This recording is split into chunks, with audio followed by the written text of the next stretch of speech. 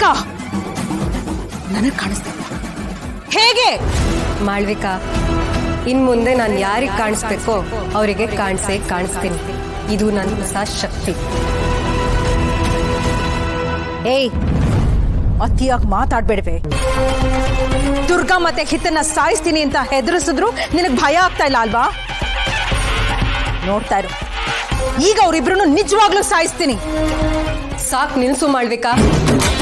ನಾನು ಮಡಿಕೆಯಲ್ಲಿರೋವಾಗ ನೀನು ಮತ್ತೆ ಮಂಜರಿ ಆಡ್ತಿದ್ದ ಎಲ್ಲಾ ರಹಸ್ಯಗಳನ್ನ ನಾನು ತಿಳ್ಕೊಂಡಿದ್ದೀನಿ. ಎಲ್ಲಾ ಸಂಚುಗಳು ಈಗ ನನಗೆ ಗೊತ್ತು. ಮಾಳವಿಕಾ, ಸದ್ಯಕ್ಕೆ ಹಿತಾಳನ ಮುಟ್ಟೋದಕ್ಕೆ ಹೋಗ್ಬೇಡ. ಸಮಯ ಮೀರ್ ಹೋಗಿದೆ. ದುರ್ಗಾ ಈಗ ತುಂಬಾ ಪ್ರಬಲಳಾಗಿದ್ದಾಳೆ. ಅವಳು ಹಿತಾಳನ್ನ ಕಣ್ಣಲ್ಲಿ ಕಣ್ಣಿಟ್ಟು ರಕ್ಷಿಸ್ತಿದ್ದಾಳೆ. ಇನ್ನು ಏನಿದ್ದರೂ ಹಿತಾಳ ಮುಂದಿನ ಹುಟ್ಟು ಹಬ್ಬದ ದಿನವೇ ನಾವು ನಮ್ಮ ಮುಂದಿನ ಆಟವನ್ನ ಶುರು ಮಾಡೋದಕ್ಕೆ ಸಾಧ್ಯ. ಅಮ್ಮ, ಹಾಗಾದ್ರೆ ಆ ದುರ್ಗನ್ನ ನಾವ್ಯಾಕೆ ಮುಗಿಸ್ಬಾರ್ದು? ಅದು ಅಂದುಕೊಂಡಷ್ಟು ಸುಲಭವಲ್ಲ ಮಾಡ್ಬೇಕಾ. ದುರ್ಗಾಳಿಗೆ ಹಾನಿ ಮಾಡೋದು ಆಟದ ವಿಷಯವಲ್ಲ. ಆ ಹುಡುಗಿ ಹತ್ರ ಇರೋ ಶಕ್ತಿ ಬಗ್ಗೆ ನಿಂಗಿನ್ನೂ ಗೊತ್ತಿಲ್ಲ. ಸದ್ಯಕ್ಕೆ ಜಾಗರೂಕತೆಯಿಂದ ಹೆಜ್ಜೆ ಇಡು.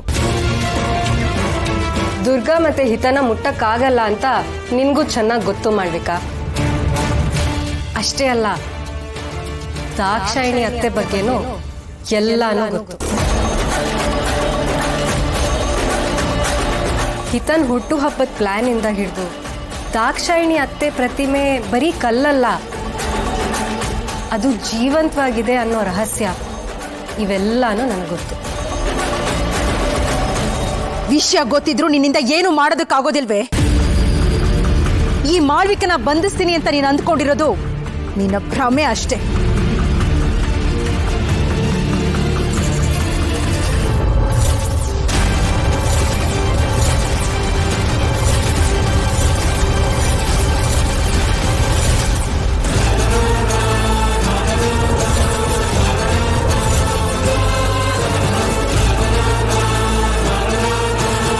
ಅಂಬಿಕಾ, ಬಿಡು ನನ್ನ.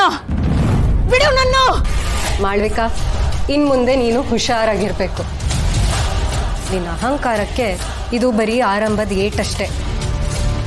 ನಿನ್ನ ಸರ್ವನಾಶ ಮಾಡಿ ದುರ್ಗಾ ಮತ್ತೆ ಹಿತಾನ ನಾನು ಕಾಪಾಡ್ಕೋತೀನಿ.